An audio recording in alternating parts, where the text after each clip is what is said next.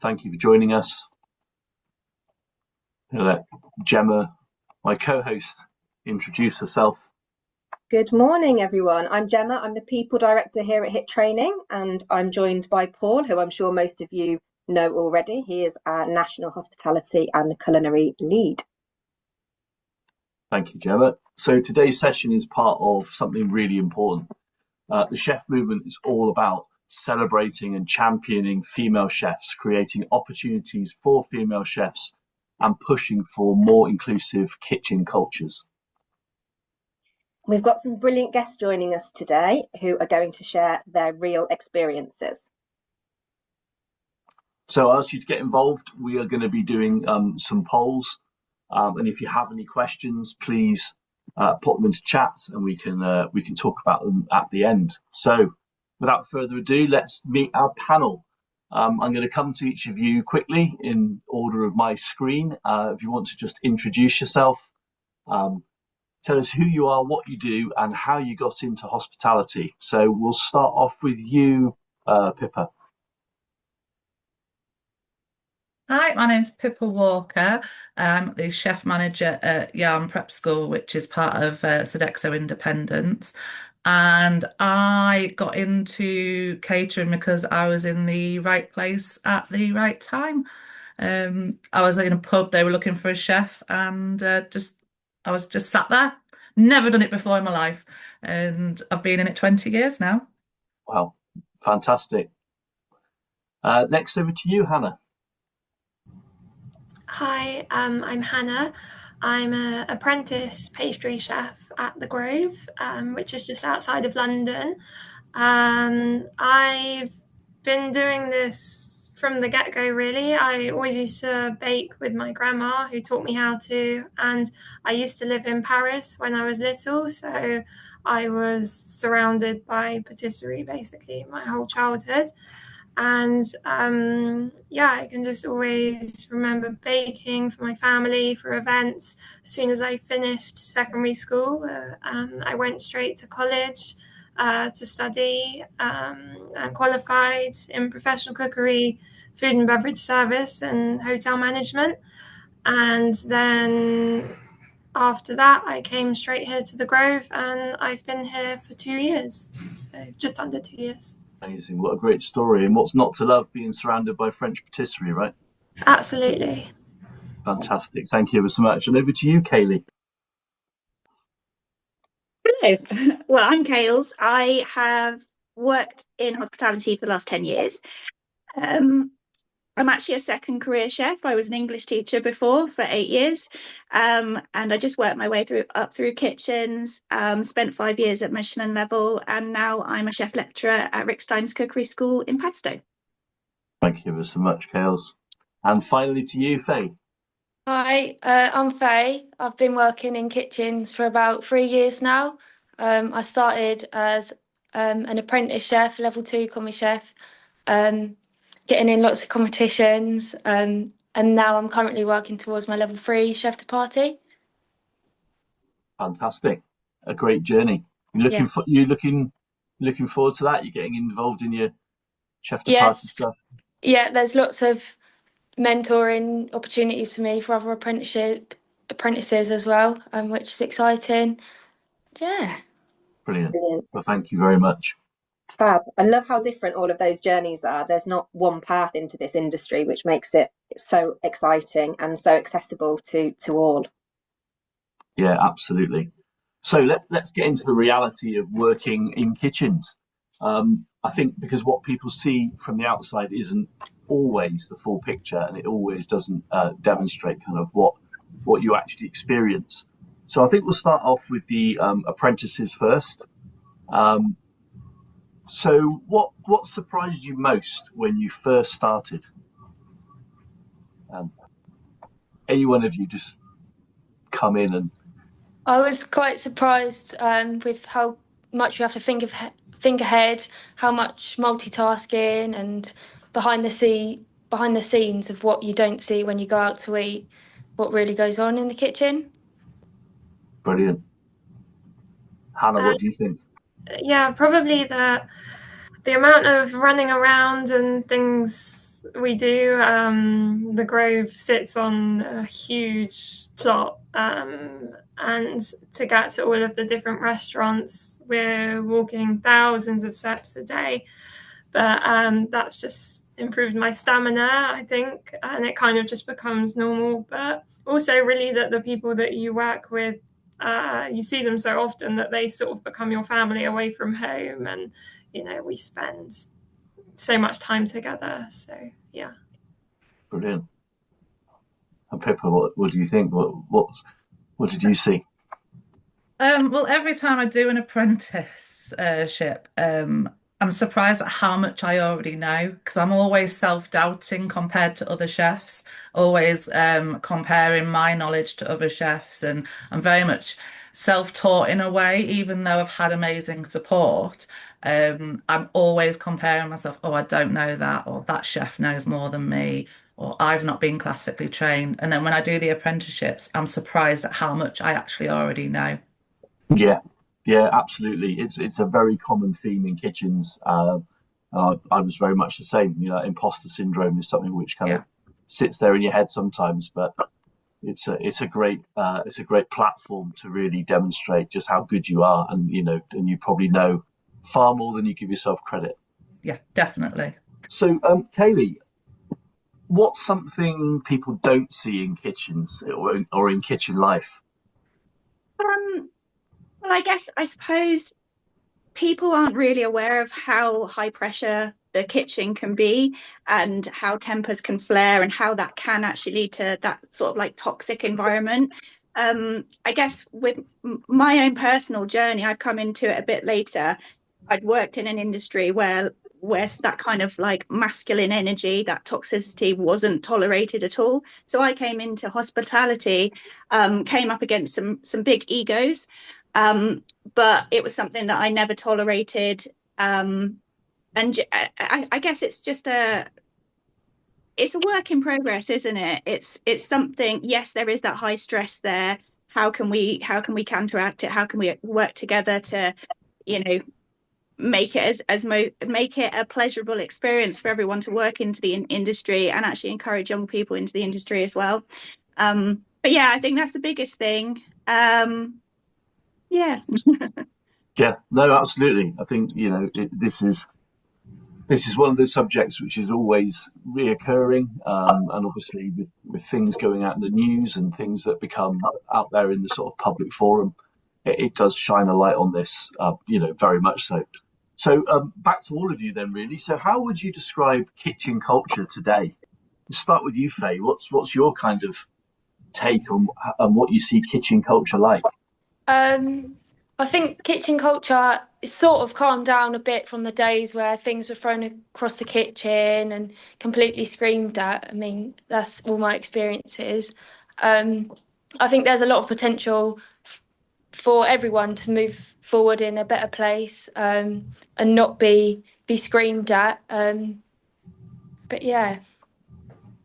Excellent, thank you. Hannah, what are your thoughts? I mean, in pastry, the culture is always going to be slightly different to main kitchen. We're all quite, when we're focusing and piping, we sort of like it to be nice and quiet and chilled. So you definitely get that. But I think that some people that have been in the industry for a lot longer than me, maybe who are older, go back to how they were taught doing things, and sometimes that shouting at people, that kind of stereotype is what they were brought up on. So that can play a factor in that. I mean, obviously in pastry, we're lucky the culture is that we do have lots of girls working in the pastry kitchen.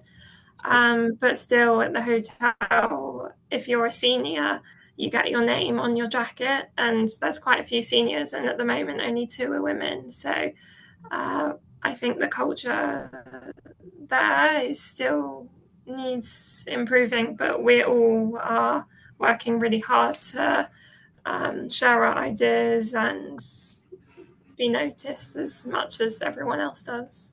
Yeah, no, absolutely. I think as Chef Cal said, it's a work in progress, right? So there's room for improvement there.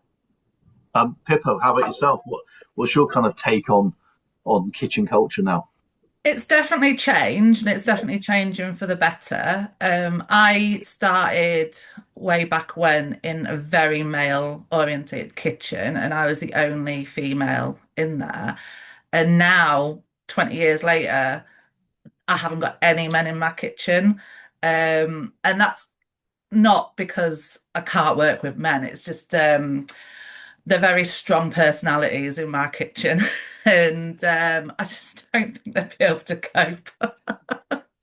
But I've had to adapt how I deal with people as well, I've noticed, because working with so many men in the past, I kind of adopted that very abrupt, direct attitude.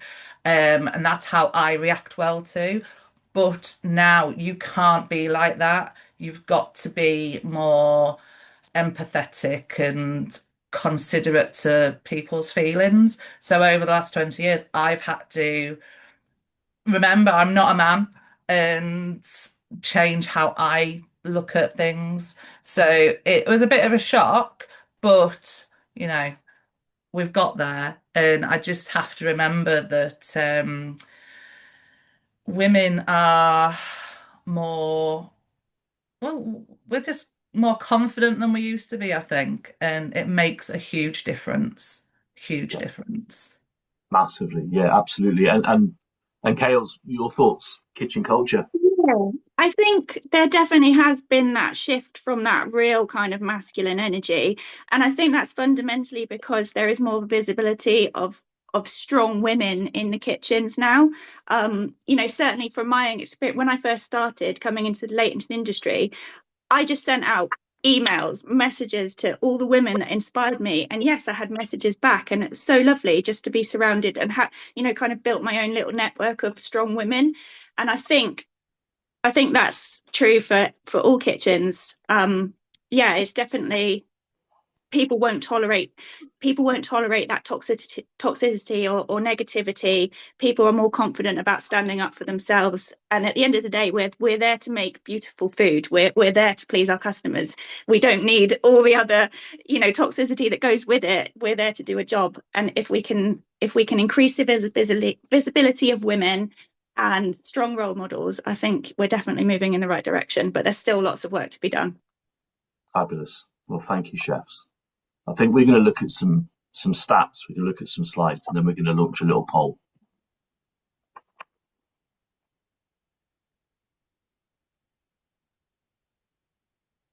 So we just wanted to have a look really at the kind of what the data is telling us.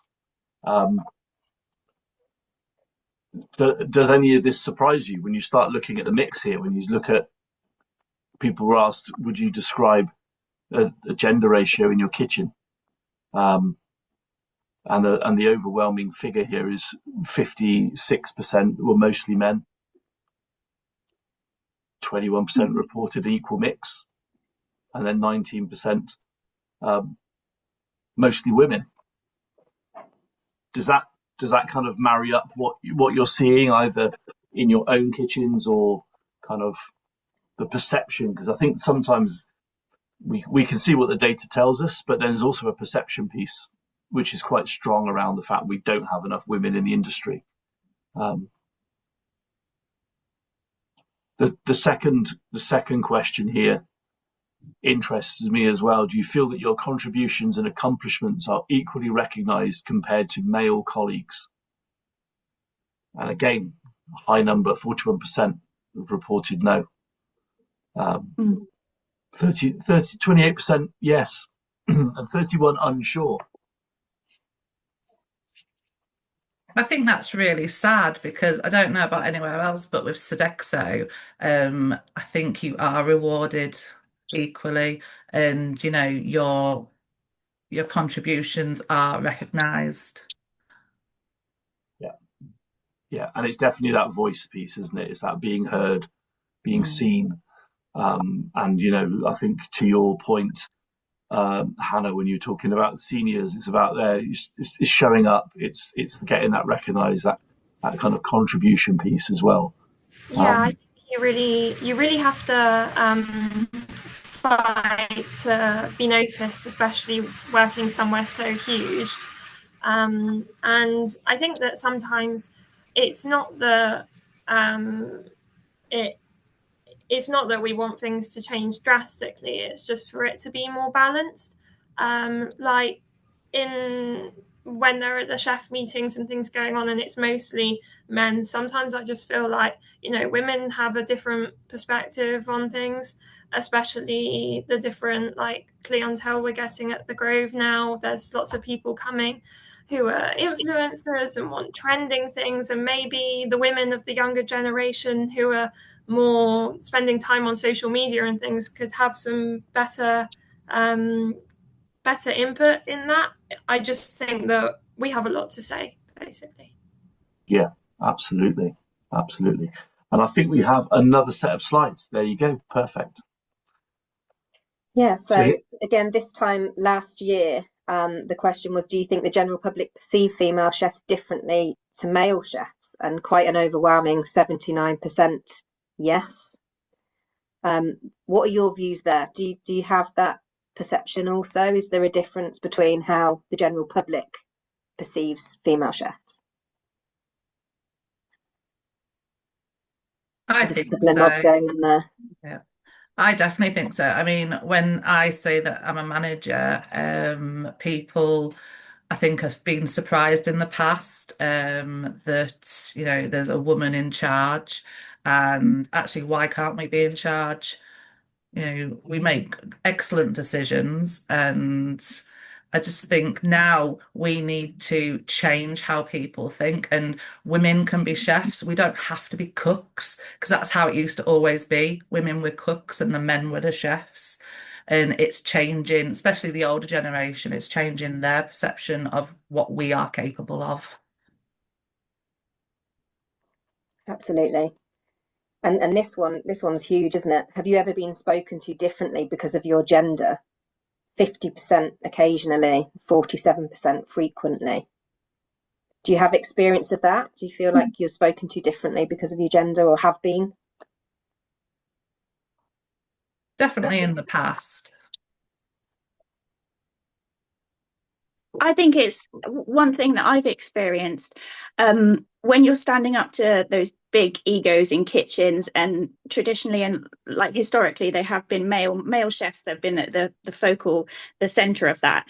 And I think something that I've struggled with is making my voice be heard and then being labeled as a pushy woman or a bossy woman.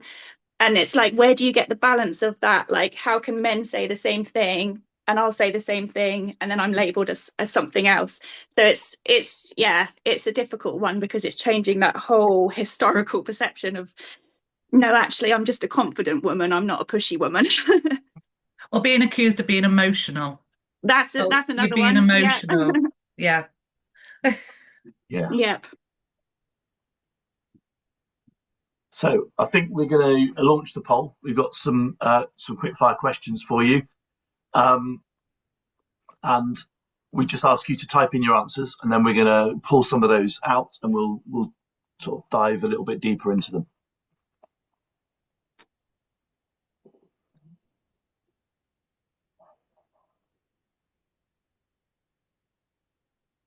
Just wait for that poll question to come up. Here we go. So what still needs to change, and how do we get there? So by all means, chefs, type in your answers.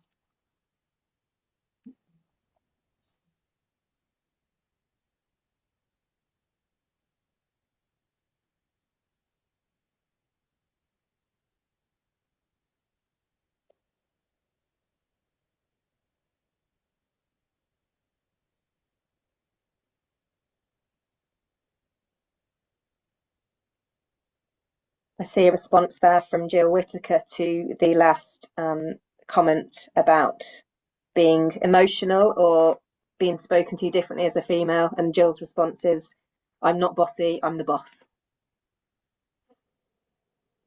Very true.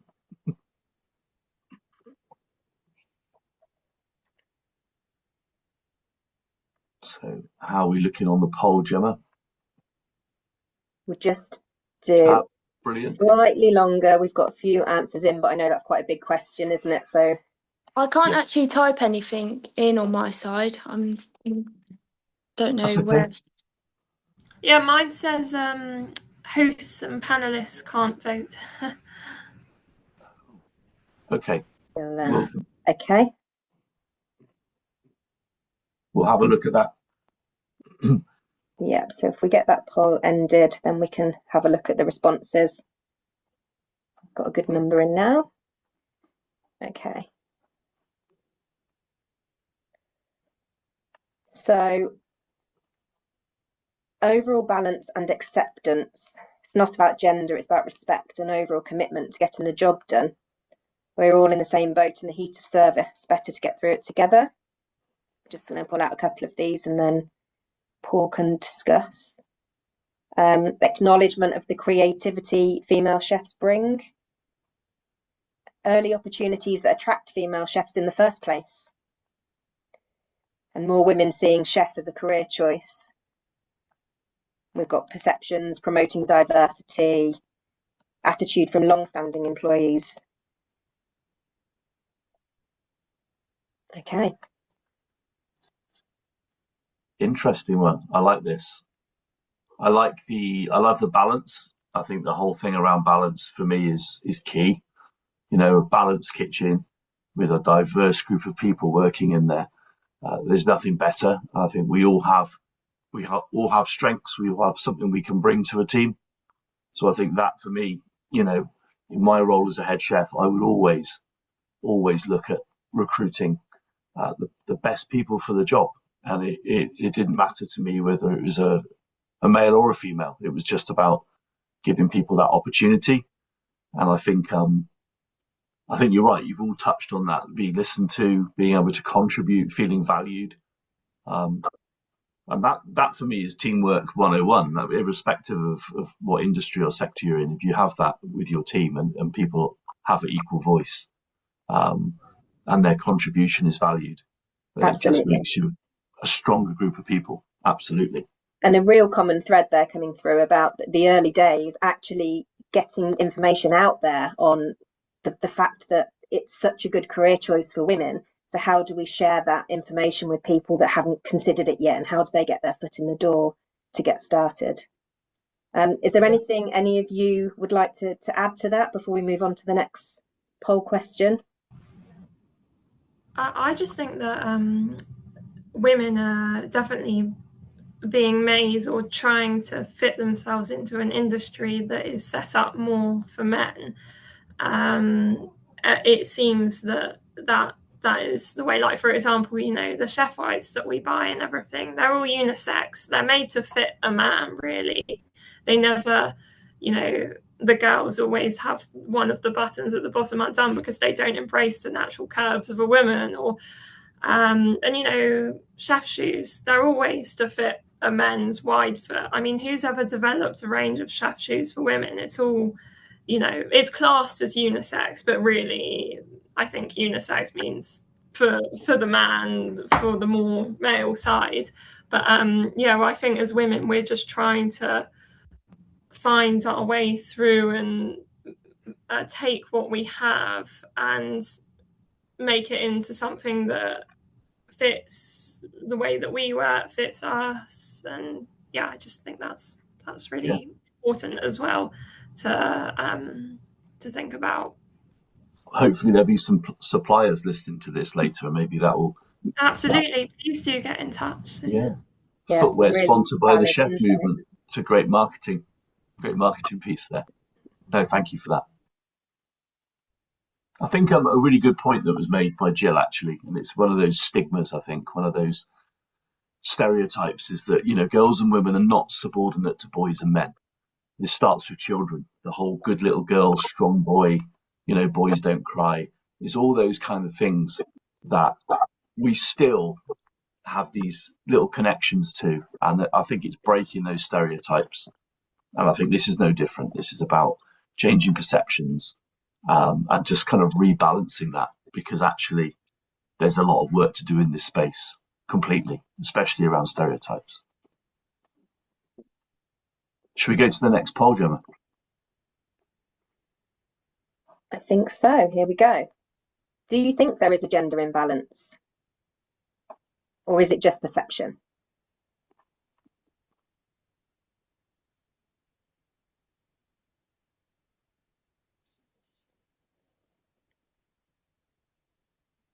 So, chefs, I appreciate you can't enter the poll. What are your thoughts on this whilst the poll answers come in? Let's start with you, Kaylee.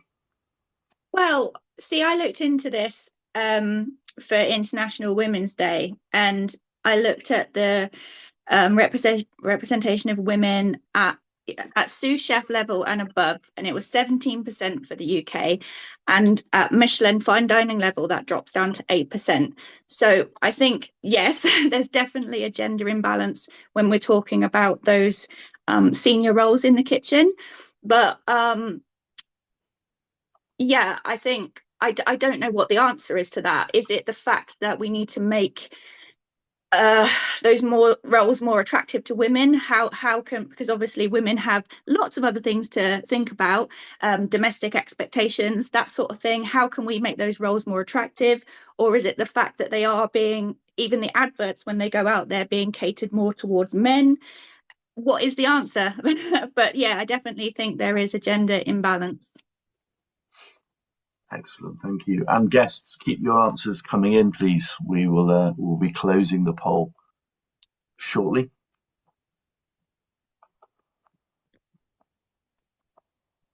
Faye, what's your take on this? The gender imbalance. Do you see it, or is it driven by perception? Yeah, I definitely see it. I'm the only female chef in the officers' mess, so I definitely get the brunt of the male moods. And there's across camp there's 4 head chefs and only 1 is female. So I definitely think on the barracks there is more room for females to work their way up the chain and get into the industry for sure. Yeah, excellent. So we have got the results in. Let me end the poll. Let's have a look at some of these answers. So yes, women are seen as not as competitive as guys in terms of their progression. Is this just a sort of childcare imbalance issue? Again, the data speaks for itself. In most kitchens, apart from school meals, women are underrepresented. And an interesting one, in some ways, there is often still bad language and some aggression used, which can mean a hostile environment and stems from male-dominated kitchens. This still needs to change, and I feel can lead to imbalance. And again, a lot of people saying yes. So I think the overwhelming feedback is definitely yes, there is an imbalance, and interestingly, an imbalance within the NHS. So that, there are some great insights there. Bad language, yeah, banter. We all hear it. We've all encountered it. We live and work in a very hard, sometimes stressful environment, and I think sometimes the lines between acceptable humour and banter get blurred. And that probably for me is one of the most common subjects around, toxic or overly aggressive of kitchens. Do you agree? Do you agree that is quite a contributory factor to the, some of the things you're experiencing? Yeah, I would definitely agree with that. A lot of the guys in the kitchen sort of say, "Oh, I'm only joking," or "Oh, I'm only joking," but really they're overstepping the line majority of the time, sort of thing. But just hide behind, "Oh, I'm only joking," or "It was just a bit of banter." Yeah. So yeah. Excellent. And we've had an answer come in which is interesting again. Maternity leave, childcare expectations can have an impact. Maternity leave means that time away from a demanding and fast-paced environment, and and childcare needs often don't align with service times and long hours. This is something we talk about a lot, flexibility, that life-work balance. Is there something in that space that you think employers could do better with? I really want to disagree with the previous point, if that's all right. Yeah. I know this is going to be really controversial, but as somebody that's worked in a very male-dominated kitchen and a very female-dominated kitchen, I think we're kind of giving male chefs a bad rep here as well. And I know it's about empowering women in the kitchen, but it's double standards as well. I mean, some of the jokes and banter and that goes on in my kitchen, like it would embarrass you as a man coming in and hearing what they say. But it's all right for us to do it because we're a woman. But a man can't have the same sort of humor. So I do think we need to be careful where we label male chefs as like sexist or whatever, because women can be just as bad. Oh yeah. No, Sorry, I was holding that in. No. I think that's a absolutely love that. really valid point, Pippa. And I think what we also need to remember is when we are talking about females or males, we shouldn't be generalizing. It's not that all people are doing or behaving in a particular way. So whilst there may be people that behave inappropriately, of course, both male and female, there's going to be, hopefully the vast majority are great and they're not inappropriate, and everybody should be able to have a sense of humor also. Yeah, it's a really, really valid point. Thank you for that, Pippa. We've got the last question now coming into this poll. Okay, so what does an inclusive workplace mean to you?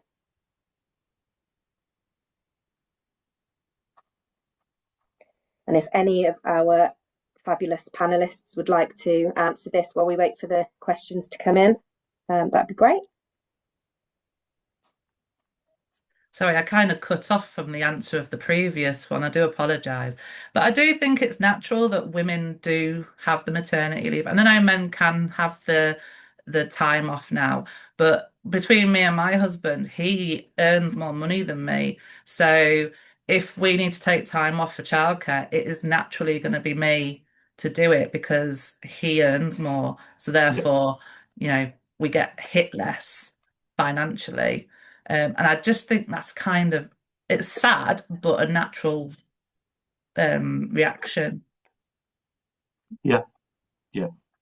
It's always going to be a challenge, and that's the trying to get that balance right. I think from an employer's point of view, pretty much when we came out of the pandemic, people had to look different around flexibility, about hours, about working conditions, and I think it's no different from a female who is raising a family that equally wants a career. And actually, I think there's so much more that people can do to make that a more flexible and accessible, career. Because historically, that was always, from my experience in kitchens, the reason you saw so few women in kitchens is because they had to choose over, raising their children and a family over that career. So you very rarely saw them come back into any kind of full-time capacity, at least. How are we doing on the poll, Gemma? Can you see the poll? Yeah, just a couple more seconds and then we'll close the poll and look at the responses.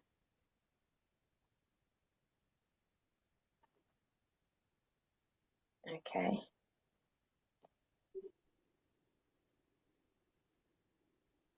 So what does an inclusive workplace mean to you? We've got balance and unity, understanding each other's strengths and using that to devise ultimate success. As Pippa outlined, equality, inclusive terminology, equal pay, equal opportunities for promotion, development, flexible approaches and ways of working, neurodiversity, age, everything to be included and inclusive, and recognition based purely on merit. Well, yeah. So let's look at the pay situation. Again, reoccurs a lot. how do you think we're doing with that? Do you think we've moved into a more a more balanced environment where you're being paid for the work you do, or do you still feel there's a sort of an imbalance, if you like, in male to female in terms of pay grades and opportunity?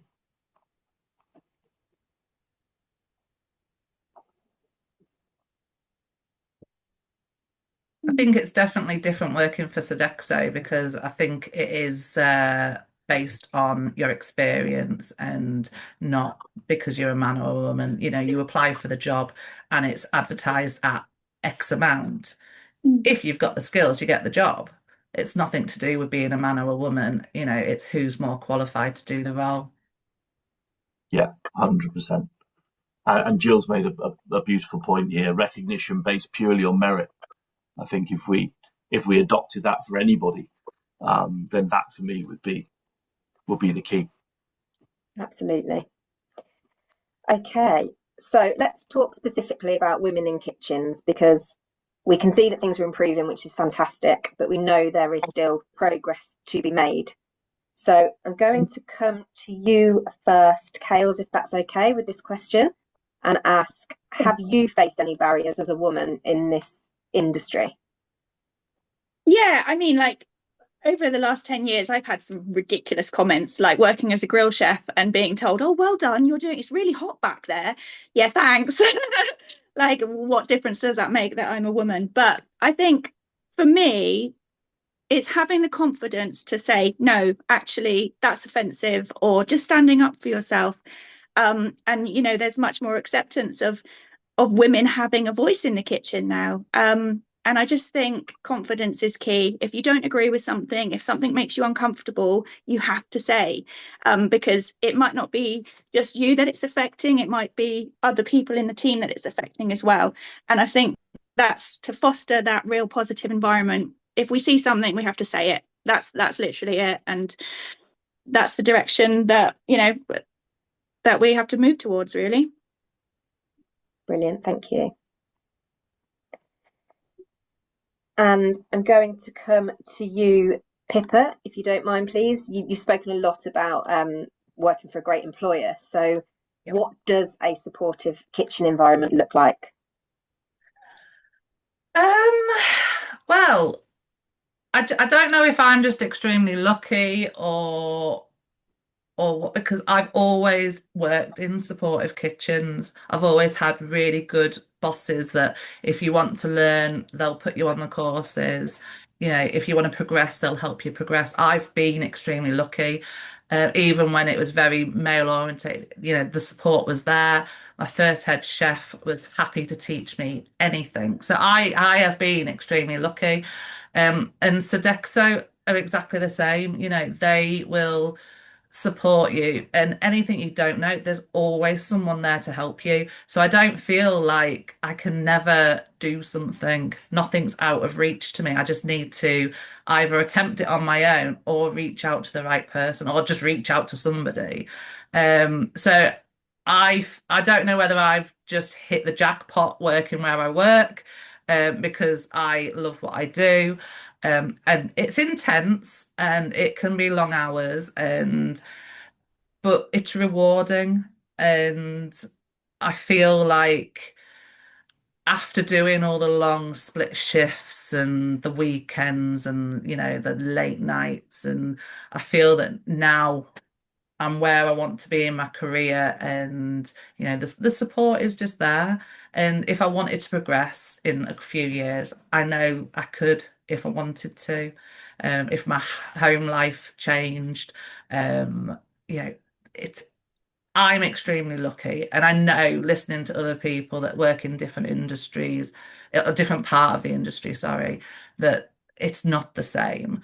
But working in indies is very rewarding, in my opinion. Brilliant. Yeah, that's really great. Thanks, Pippa. And I think it's about the people, isn't it? It always comes back to the people. And if you've got those good people around you and that are supportive, then that's what it takes. You've got to have the support. You've got to. Yeah. Okay. We will come to both Hannah and Faye, if you don't mind for this. So not in the industry as quite so long, but you've certainly got some experiences and knowledge about how it was before also. So what do you think now has changed for the better? I would say that the apprentices that we're getting through now are like equal women, girls to boys. So that's quite good to see come through. I'd say everyone gets the same opportunity, so that's good to know. Yeah, that's great. Thanks, Faye. And Hannah, Yeah, would you? I think I think definitely more recently there's become a lot wider range of apprentices and apprenticeships, more importantly within kitchens, that people can enroll in. I mean, for example, I was the first person with HIT to start the level 3 pastry chef. That's a new qualification, and all the time there are new qualifications being developed. And before, the sort of stereotype, if you were doing an apprenticeship in a kitchen, you were just a main kitchen chef and that was it. But now it's becoming much more specialized, and I hope in the future that we'll see the specs going even deeper, just apprentices in sugar work and even finer elements of the kitchen life. Brilliant, thank you so much.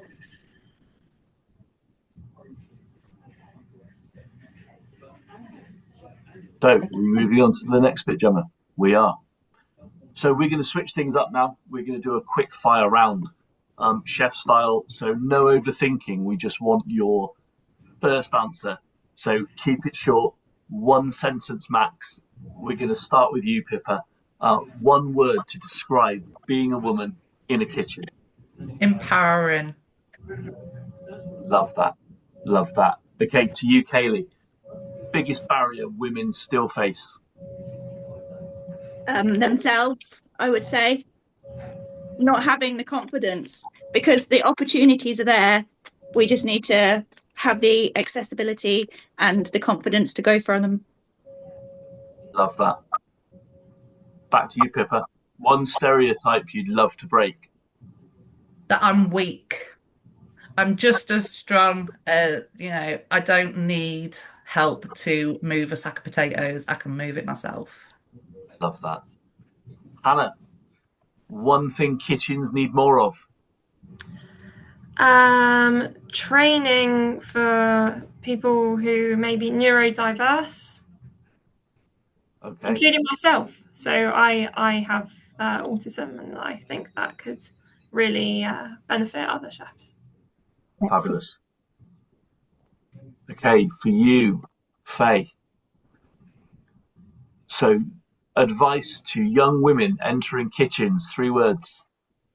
just do it. Don't think twice about it. Grab everything that comes your way and just don't back down, really.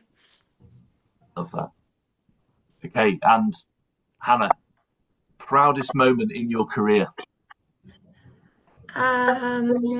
Probably at the Grove, we have a massive buffet with all different live stations. We have a huge dessert section, and last Halloween I was responsible for creating everything. That included 4 different Halloween themed petit gâteaux, whole entremet, and all of the theming, all of the decoration, doing everything from scratch. And that was a really proud moment to see the guests loving it, and especially when the influencers and people start posting, it just makes you feel even more great about it.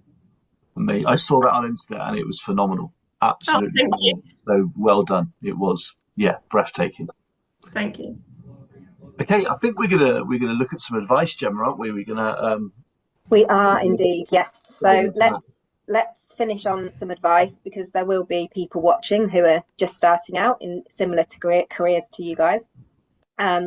So let's start with Kales again, if that's okay, please. Yeah. What?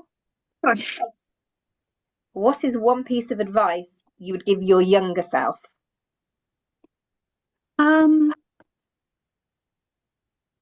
Don't worry so much.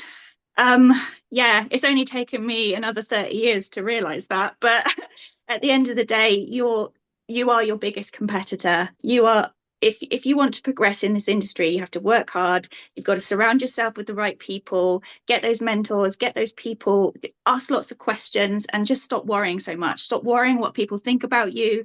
At the end of the day, you're there to make yourself proud. You're not there to make anybody else proud. Do what makes you happy, and the rest will follow. Brilliant. That's great advice. And Pippa, why should more women consider a career in kitchens? So it's a great career. You know, it's forever changing, it's fast pacing, it's creative. Why wouldn't we want to be in it? You know, we can come up with so many different ideas and fresh ideas, and I just think, why wouldn't you want to be part of that? Absolutely. And Hannah, what would your advice be for people who are thinking about stepping into this industry? I think just follow your heart and not your head. Like, it's, you know, do what you want to do, especially for young people like me. University isn't the way for everyone. Like, it's great for some things, but in this industry, it's so much better just to jump straight in, go to college, get the experience. And, you know, at the moment, you know, of course, maybe I'm not getting the uni experience, but I'm not in £40,000 of debt and I'm earning money. I've got great friends and everything's good right now. Fabulous. Thank you. And that's exactly what it's all about. So, you know, this whole chef movement is about not just talking about change, but actively creating it. And, you know, through your work in your own brigades and your kitchens, the influence you have, I think let's look at leveraging your visibility, you know, and actually bring about change, because it's the only way this is going to happen. Yeah, I 100% agree with that. I think that, you know, when I told a lot of people I was doing an apprenticeship or going off to work at a hotel, you know, you sort of, you know, lots of people are very supportive, don't get me wrong, but there are those people as well that lots of my friends who went off to uni, oh, you know, you're not going to go and do English literature or study physics for 10 years, you know, but why would I do that when I could follow my passion and you know that you've made the right decision when work doesn't feel like work. It feels like you just get to do your hobby every day. Brilliant, absolutely. And Faye, is there anything that you would add for advice for people coming into the kitchens, or any of those topics we've just discussed? Sort of what I said earlier, really. Just take any opportunity that comes your way and just don't back down to anyone that tries to tell you no or tries to get in the way of stopping what you want to do. Brilliant, thank you. So as part of what's next for Chef, we are developing a new progressive kitchen pathway, which is designed to support female chefs in moving into senior culinary roles. This is going to focus on building positive kitchen cultures, driving inclusivity, and developing leadership skills. So before we wrap up, I just want to leave you with a quick thought about what happens next. So the chef movement is about more than conversations like this. We want to turn awareness into practical opportunities and real change in kitchens. There are a few simple ways that you can get involved, and there's no pressure to do everything. So this is for our panelists, this is for our guests joining us and people watching in the future. So firstly, you can simply support and promote the chef movement, share it internally, talk about it with your teams, and keep visibility high around careers in the kitchen and the role women play in shaping the future of this industry. Some employers are also choosing to go a step further by pledging level 2 kitchen apprenticeship vacancies, which we will advertise under the chef branding those roles remain completely open and inclusive, and the branding helps encourage more women to see themselves in those opportunities. And finally, if you already have talented women in your business, you can support SHEF by nominating them for a level 3 or higher progression route, helping them take that next step in their career. So if any of that resonates, we'd love to continue this conversation. You are very welcome to speak to us after today's webinar by contacting Andrea O'Toole at hittraining.co.uk. And if not, don't worry, Andrew will be in touch after today's session to follow up. Thank you again for our brilliant panel. Chefs, you have been truly enlightening, and I really value your contribution and giving us your time today. For everyone watching, for our guests, thanks for being part of the Chef movement. We hope to see you again really soon, and watch this space for more content, more conversations. And if there's any other closing thoughts from anybody, either our guests or our panelists, then please fire away.